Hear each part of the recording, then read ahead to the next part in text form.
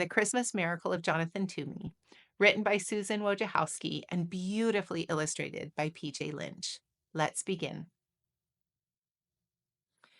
The village children called him Mr. Gloomy, but in fact his name was Toomey, Mr. Jonathan Toomey. And though it's not kind to call people names, this one fit quite well, for Jonathan Toomey seldom smiled and never laughed. He went about mumbling and grumbling, muttering and sputtering, grumping and griping. He complained that the church bells rang too often, the birds sang too shrilly, and that the children played too loudly. Mr. Toomey was a woodcarver. Some said he was the best woodcarver in the whole valley. He spent his days sitting at a workbench, carving beautiful shapes from blocks of pine and hickory and chestnut wood. After supper, he sat in a straight back chair near the fireplace, smoking his pipe and staring into the flames. Jonathan Toomey wasn't an old man, but if you saw him, you might think he was. The way he walked bent forward with his head down. You wouldn't notice his eyes, the clear blue of an August sky, and you wouldn't see the dimple on his chin, since his face was mostly hidden under a shaggy, untrimmed beard, speckled with sawdust and wood shavings, and depending on what he ate that day, with crumbs of bread or a bit of potato or dried gravy. The village people didn't know it, but there was a reason for his gloom, a reason for his grumbling, a reason why he walked hunched over, as if carrying a great weight on his shoulders. Some years earlier, when Jonathan Toomey was young and full of life and full of love, his wife and baby had become very sick. And because those were the days before hospitals and medicines and skilled doctors, his wife and baby died 3 days apart from each other. So Jonathan Toomey had packed his belongings into a wagon and traveled until his tears stopped. He settled into a tiny house at the edge of a village to do his wood carving. One day in early December, there was a knock at Jonathan's door. Mumbling and grumbling, he went to answer it. There stood a woman and a young boy. "I'm the widow McDowell. I'm new in your village, and this is my son, Thomas." "I'm 7, and I know how to whistle," said Thomas. "Whistling is pish-posh," said the woodcarver gruffly. "I need something carved," said the woman, and she told Jonathan about a very special set of Christmas figures her grandfather had carved for her when she was a girl. "After I moved here, I discovered they were lost. I'd hoped that by some miracle I would find them again, but that hasn't happened." "There are no such thing as miracles," said the woodcarver. "Now, could you describe the figures for me?" "There were sheep," she told him. "2 of them with curly wool," added Thomas. "Yes, 2," said the widow. "And a cow and an angel, Mary, Joseph, the baby Jesus, and the wise men." "3 of them," added Thomas. "Will you take the job?" asked the widow McDowell. "I will." "I'm grateful. How soon can you have them ready by?" "They will be ready when they're ready," he said. "But I must have them by Christmas. They mean very much to me. I can't remember a Christmas without them." "Christmas is pish-posh," said Jonathan gruffly, and he shut the door. The following week there was a knock at the woodcarver's door. Muttering and sputtering, he went to answer it. There stood the widow McDowell and Thomas. "Excuse me," said the widow, "but Thomas has been begging to come and watch you work. He says he wants to be a woodcarver when he grows up and would like to watch you since you are the best in the valley." "I'll be quiet. You won't even know I'm here. Please, please," piped Thomas. With a grumble, the woodcarver stepped aside to let them in. He pointed to a stool near his workbench. "No talking, no jiggling, no noise," he ordered Thomas. The widow McDowell handed Mr. Toomey a warm loaf of cornbread as a token of thanks. Then she took out her knitting and sat down in a rocking chair in the far corner of the cottage. "Not there," bellowed the woodcarver. "No one sits in that chair." so she moved to the straight back chair by the fire. Thomas sat very still. Once, when he needed to sneeze, he pressed a finger under his nose to hold it back. Once, when he desperately wanted to scratch his leg, he counted to 20 to keep his mind off the itch. After a very long time, Thomas cleared his throat and whispered, "Mr. Toomey, may I ask a question?" The woodcarver glared at Thomas and then shrugged his shoulders and grunted. Thomas decided that meant yes, so he went on. "Is that my sheep you're carving?" The woodcarver nodded and grunted again. After a very long time, Thomas whispered, "Mr. Toomey, excuse me, but you're carving my sheep wrong." The widow McDowell's knitting needle stopped clicking. Jonathan Toomey's knife stopped carving. Thomas went on. "It's a beautiful sheep, nice and curly, but my sheep looked happy." "That's pish-posh," said Mr. Toomey. "Sheep are sheep. They cannot look happy." "Mine did. They knew they were with the baby Jesus, so they were happy." After that, Thomas was quiet for the rest of the afternoon.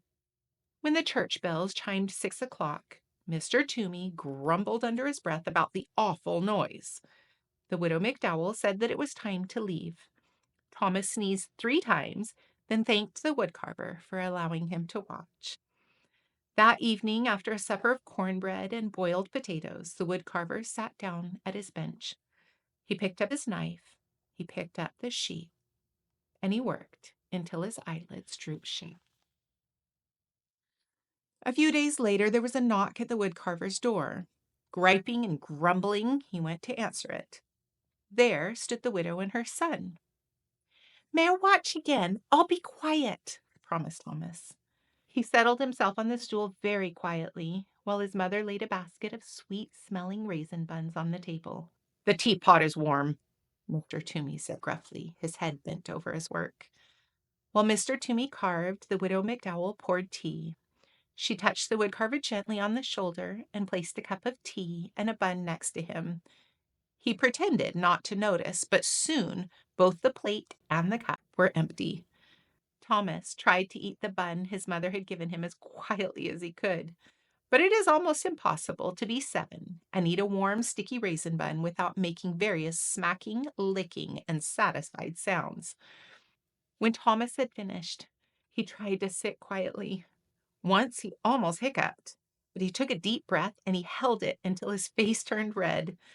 And once, without thinking, he began to swing his legs, but a glare from the woodcarver stopped him. He kept them so still they fell asleep. After a very long time, Thomas whispered, "Mr. Toomey, excuse me, may I ask a question?" Grunt. "Is that my cow you're carving?" Nod and grunt. Another very long time went by, and then Thomas cleared his throat and said, "Mr. Toomey, excuse me, but I must tell you something. That is a beautiful cow, the most beautiful cow I've ever seen, but it's not right. My cow looked proud." "That's pish-posh," growled the woodcarver. "Cows are cows. They cannot look proud." "My cow did. It knew that Jesus chose to be born in its barn, so it was proud." Thomas was quiet for the rest of the afternoon. The only sounds that could be heard were the scraping of a carving knife, the humming of Widow McDowell, and the click-click of her knitting needles. When the church bells chimed 6 o'clock, Mr. Toomey muttered under his breath about the noise. The Widow McDowell said it was time to leave. Thomas shook first one leg and then the other. He thanked the woodcarver for allowing him to watch.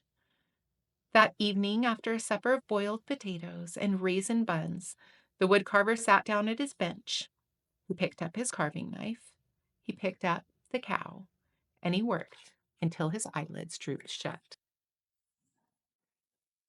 A few days later, there was a knock on the woodcarver's door. He smoothed down his hair and he went to answer it. At the door were the widow and her son. "May I watch again?" said Thomas. As Mrs. McDowell warmed the tea and put a plate of fresh molasses cookies on the workbench, Thomas watched the woodcarver work on a figure of an angel. After a very long time, Thomas spoke. "Mr. Toomey, excuse me, is that my angel you're carving?" Yes. And would you do me the favor of telling me exactly what I'm doing wrong? Well, my angel looked like one of God's most important angels because it was sent to baby Jesus. And just how does one make an angel look important? Asked the woodcarver. You'll be able to do it. You're the best woodcarver in the valley. After another very long time, Thomas spoke. "Mr. Toomey, excuse me, may I ask a question?" Do you ever stop talking? Said the woodcarver. "My mother says I don't. She says I could learn about the virtue of silence from you." Under his beard, the woodcarver's face turned pink. The widow McDowell's face turned red as the scarf she was knitting. Well, speak up. What's your question? "Would you please teach me how to carve?" I'm a very busy man, grumbled the woodcarver. But he put down the important angel. You will carve a bird. "A robin, I hope. I really like robins." With a piece of charcoal, the woodcarver sketched a robin on a piece of brown paper. He handed Thomas a small block of pine and a knife. He showed him how to lock the corners from the block and slowly smooth the edges of the wood into curves. Thomas copied the woodcarver's strokes, head bent, tongue working from side to side of his lower lip as he concentrated. When the church bells chimed 6 o'clock, Jonathan Toomey was holding Thomas's hand in his, guiding the knife along the edge of a wing. He didn't hear them ringing. The widow McDowell said it was time to leave. Thomas brushed wood shavings from his shirt. Then he reached out and brushed two especially large pieces of wood shaving from Jonathan Toomey's beard. He thanked the woodcarver for teaching him how to carve. Later, after a supper of boiled potatoes and molasses cookies, Jonathan Toomey went to his workbench. He thought for a long time. He sketched drawing after drawing. Finally, he picked up his carving knife. He picked up the angel, and he carved until his eyelids began to droop. A few days later, there was a knock at the woodcarver's door. Mr. Toomey jumped up to answer it. There stood the widow McDowell with a bouquet of pine boughs and holly sprigs dotted with berries. And there stood Thomas clutching his partly carved robin. While Thomas and Mr. Toomey carved, Mrs. McDowell put the branches in a jar of water. She scrubbed Mr. Toomey's kitchen table and set the jar in the center on a pretty cloth embroidered with lilies of the valley and daisies, which she found in a drawer below the cupboard. Next, I will carve the wise men and Joseph, said the woodcarver to Thomas. Perhaps before I begin, you will tell me about all the mistakes I'm going to make. "Well," said Thomas, "my wise men were wearing their most wonderful robes because they were going to visit Jesus. And my Joseph was leaning over baby Jesus like he was protecting him. He looked very serious." It wasn't until the church bells had chimed that Mr. Toomey saw the jar of pine branches and the cloth embroidered with the lilies of the valley and daisies. "I found the cloth in the drawer. I thought it would look pretty on the table," said Widow McDowell, smiling. Never open that drawer. When the two had left, Jonathan folded the cloth and put it back in the drawer below the cupboard. That evening, after a supper of boiled potatoes, the woodcarver worked on Joseph and the wise men until his eyelids drooped shut. A few days later, there was a knock on the woodcarver's door. He dusted the crumbs from his beard and brushed the sawdust from his shirt. At the door were Widow McDowell and Thomas. All afternoon, Thomas watched the woodcarver work. When it was time to leave, Jonathan said to Thomas, I'm about to begin the two last figures, Mary and the baby. Can you tell me how the figures looked? They were the most special of all, said Thomas. Jesus was smiling and reaching out to his mother, and Mary looked like she loved him very much. Thank you, Thomas, said the woodcarver. Tomorrow is Christmas. Is there any chance the figures will be ready? Asked the widow McDowell. They will be ready when they're ready. I understand, said the widow, and she handed Jonathan 2 packages. Merry Christmas, she said. Jonathan folded his arms across his chest. I want no presents, he said firmly. That's exactly why we're giving them, answered the widow. She put them on the table and left. Jonathan sat down at the table. Slowly he opened the first package. Inside was a red scarf, hand knit, warm and bright. He tied the scarf around his neck. The other parcel held a robin crudely carved of pine. A smile twitched at the corners of Jonathan's mouth as he ran his fingers over the lopsided wings. He dusted the fireplace mantel with his sleeve and placed the robin exactly in the center so he could look at it from his chair. The woodcarver did not eat supper that day. Instead, he began to sketch the final figures, Mary and Jesus. He drew Mary, then wadded the sketch into a ball and tossed it on the floor. He drew the baby, wadded the sketch into a ball, and tossed it with the first. He sketched again. Once more, he crumpled the paper. Soon there was a small mountain of crumpled papers at his feet. He picked up a block of wood and tried to carve, but his knife would not do what he wanted it to. He hurled the chunk of wood into the fireplace and sat, staring into the flames. When he heard the church bells announcing the midnight Christmas service, he got up. He slowly opened the drawer beneath the cupboard, the drawer he had told the widow to never open. From it, he took the cloth embroidered with the lilies of the valley and the daisies. He took out a rough woolen shawl and a lace handkerchief. He took out a tiny white baby blanket and a little pair of blue socks. He placed each piece gently on the floor. From the bottom of the drawer, he lifted out a picture frame, beautifully carved of deep brown chestnut wood. In the frame was a charcoal sketch of a woman sitting in a rocking chair holding a baby. The baby's arms were reaching up and touching the woman's face. The woman was looking down at the baby, smiling. Jonathan sat down in his rocking chair and held the picture against his chest. He rocked slowly with his eyes closed. 2 tears trailed into his beard. When he finally took the picture to his workbench and began to carve, his fingers worked quickly and surely. He carved all through the night. The next day there was a knock on Widow McDowell's door. When she opened it, there stood the woodcarver, his neck wrapped in a red scarf, holding a wooden box stuffed with straw. Mr. Toomey! What a surprise! Merry Christmas! The figures are ready, he said as he stepped inside. From the box, Jonathan unpacked 2 curly sheep, happy sheep because they were with Jesus. He unpacked a proud cow and an angel, a very important angel with mighty wings stretching from its shoulders right down to the hem of its gown. He unpacked 3 wise men wearing their most wonderful robes, edged with fur and falling in rich folds. He unpacked a serious and caring Joseph. He unpacked Mary, wearing a rough woolen shawl, looking down, loving her precious baby son. Jesus was smiling and reaching up to touch his mother's face. That day, Jonathan went to the Christmas service with the widow McDowell and Thomas.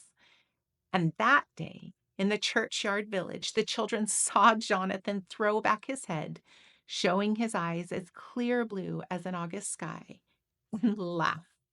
No one ever called him Mr. Gloomy again. I love this book. I love children and their sweet innocence of kindness to everyone. I love seeing the miracles that kindness can make in this world.